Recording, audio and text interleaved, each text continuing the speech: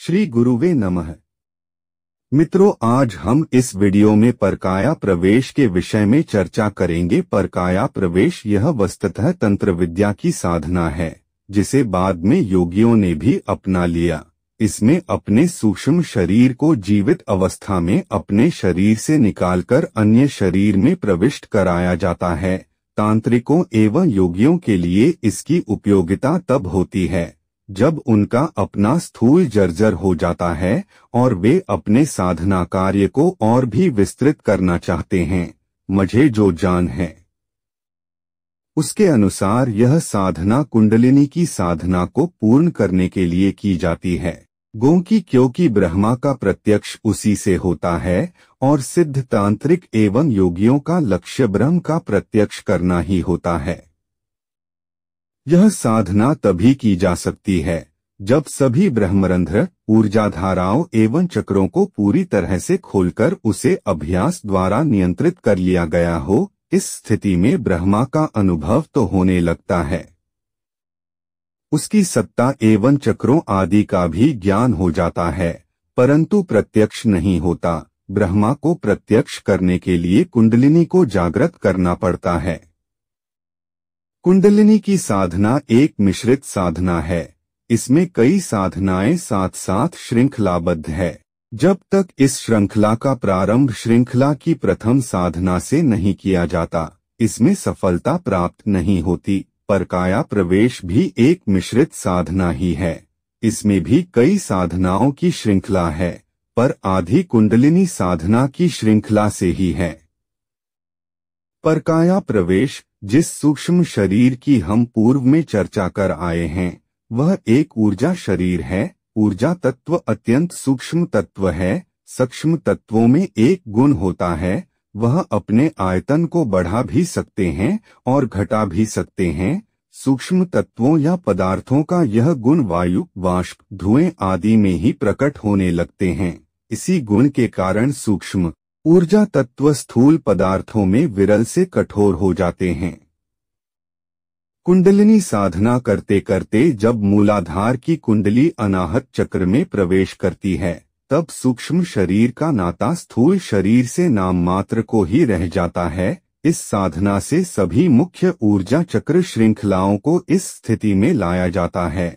अनाहत चक्र जीवात्मा के सूक्ष्म शरीर का केंद्र है। यदि पोल को इसमें मोड़ा जाता है तो पोल सहस्रार को भी इसमें खींचकर संकुचित किया जा सकता है। जैसे चैनल गेट या पत्तियों से निर्मित हाथ का पंखा फैले हुए से सिमट जाता है, उसी प्रकार सूक्ष्म शरीर भी अनाहत चक्र में सिमट आता है। इसके बाद इसे नाभि के रास्ते बाहर निकाला जाता है। इसमें ऊर्ध्व प्राणायाम की प्रक्रिया अपनाई जाती है। प्रारब्ध में इस संकोचन का अभ्यास धीरे धीरे किया जाता है, फिर उसे ट्यून करके केंद्रीभूत करना होता है और तब संपूर्ण ऊर्जा शरीर कमल की भांति अपनी पंखुड़ियों को समेटकर कमलकली की भांति अनाहत चक्र में सिमट जाता है।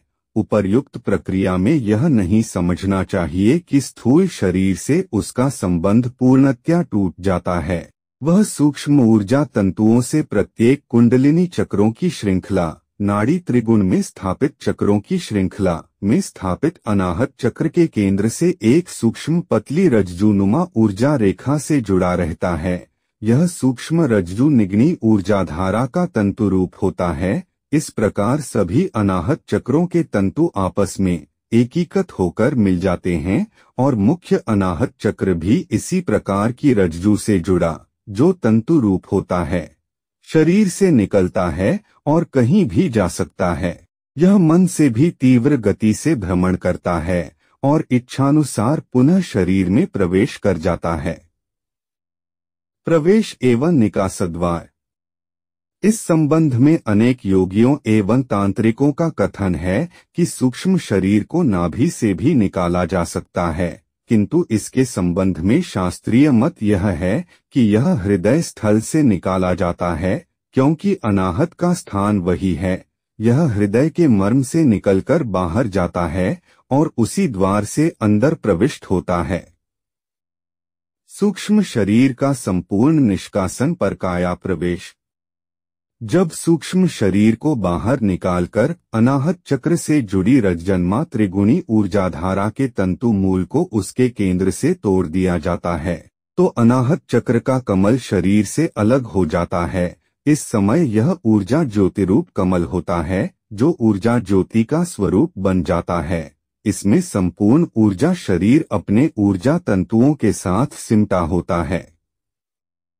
प्रेतात्मा भी सूक्ष्म शरीर ही होता है और यह भी स्वयं को कुछ हद तक सिकोड़ सकता है, परंतु इसमें और इस ज्योति कमल में अंतर यह होता है कि प्रेतात्मा स्वयं के ऊर्जा स्वरूप को एक स्थान पर केंद्रित नहीं कर सकता।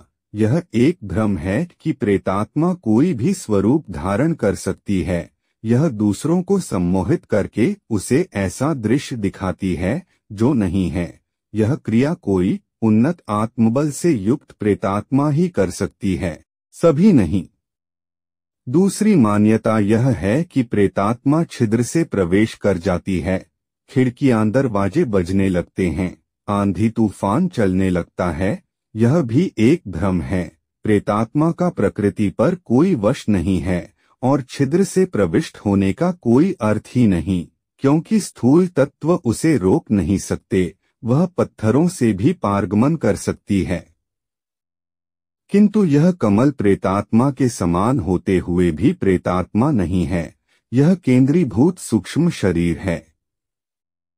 दूसरे शरीर में प्रविष्टि किसी ऐसे ताजे शव में जिसके कोशाण, द्रव्य एवं त्वचा आदि का क्षरण प्रारंभ नहीं हुआ हो, यही ज्योतिकमल हृदयस्थल से अंदर प्रविष्ट हो जाता है और अंदर पहुंचकर इसकी पंखुड़ियां फैल जाती हैं। यह फैलने की प्रक्रिया पहले धीमी फिर तेज गति से होती है।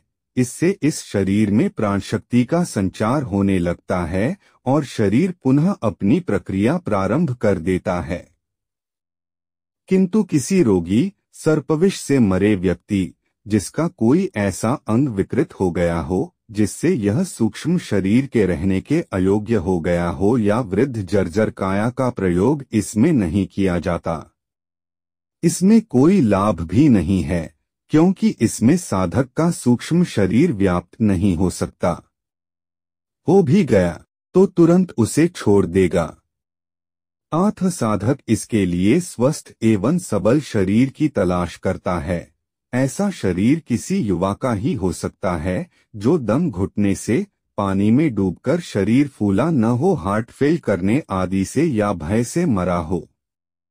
ऐसा कहा जाता है कि बर्फ या ठंडे पानी में दबा हुआ कोई शरीर भी साधक के काम आ जाता है, भले ही वह कुछ घंटों या दिनों पूर्व की लाश हो। वह सर्वप्रथम उसका औषधि द्वारा उपचार करता है, फिर उसे मालिश से गर्म करके तब अपना शरीर त्याग कर उसमें प्रविष्ट होता केवल शरीर ही बदलता है, व्यक्ति नहीं। इस प्रकार परकाया प्रवेश अपने शरीर को त्याग कर दूसरे के शरीर में प्रवेश करना है। इस क्रिया के पश्चात साधक को नया शरीर प्राप्त हो जाता है और वह उसकी आयु, ऐसी मान्यता है कि स्वस्थ शरीर वाले की मृत्यु अकाल मृत्यु होती है और उसकी आयु शेष रहती है। इसका सूक्ष्म शरीर प्रेतात्मा के रूप में उस आयु से कई गुना आयु को भोगता है, तक उस शरीर का प्रयोग कर सकता है। चाहे तो बीच में ही उसे त्याग कर नया शरीर धारण कर सकता है। इस प्रकार वह अनेक शरीर धारण करता हुआ लंबे समय तक स्थूल जगत में उसी जीवन को जीता रह सकता है, क्योंकि इस प्रक्रिया में केवल शरीर ही बदलता है, जीवात्मा वही रहती है और उसका जीवन भी वही रहता है, अर्थात उस शरीर में वह साधक होता है अपनी पिछली अनुभूतियों एवं शक्तियों के साथ। शरीर के कर्मों को भुगतना पड़ता है। अगर यह वीडियो आपको अच्छी लग हो तो कृपया वीडियो को लाइक व शेयर व चैनल को सब्सक्राइब करें। धन्यवाद।